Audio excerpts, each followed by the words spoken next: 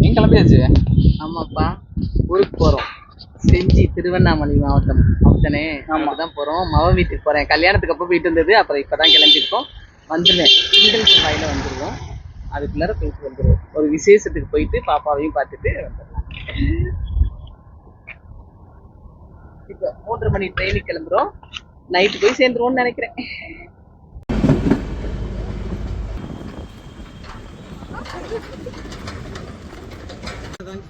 நாங்கள் railway station வந்துட்டோம். இன்னும் ட்ரெயின் வரல, வெயிட் பண்ணிட்டு இருக்கோம்.